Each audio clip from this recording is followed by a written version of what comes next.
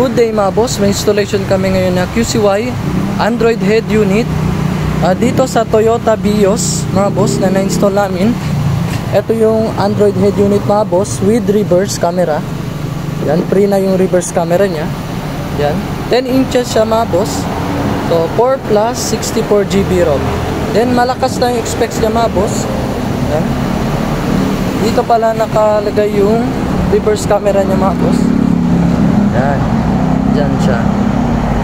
So pasok tayo sa loob mga boss. Ito yung na-install namin na head unit dito sa Toyota Vios. Free na yung panel mga boss. Then 10 inches siya.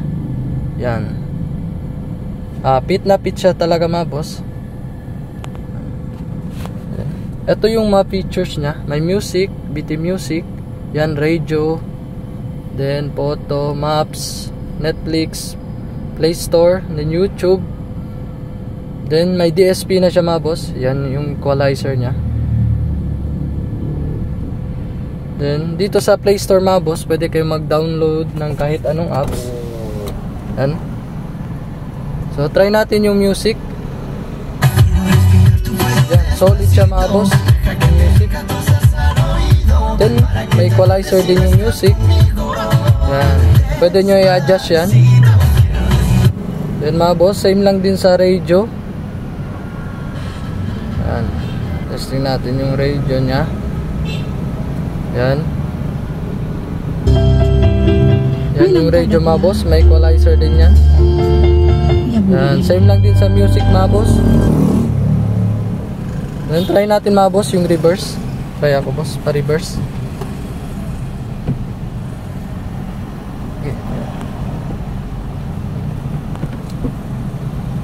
Check. Yan, pag mag-reverse kayo mga boss, automatic na siya magti-trigger sa reverse camera. Yan. Yan mga boss. Then may maps din to mga boss. Try natin yung maps nya. Yung Google Maps. Yan. Dito tayo ngayon sa Santa Maria Road to Pasunangka. Yan mga boss. Klarong-klaro yan mga boss. Yan. Yung location ng Zamboanga City. Yan na. So, pwede na kayo mag Google Maps. Bale online to siya mga boss. Hotspot lang. Open lang yung data nyo. Yan. Then pwede din mag YouTube. Yan. May kasama na din siyang dalawang USB slot mga boss.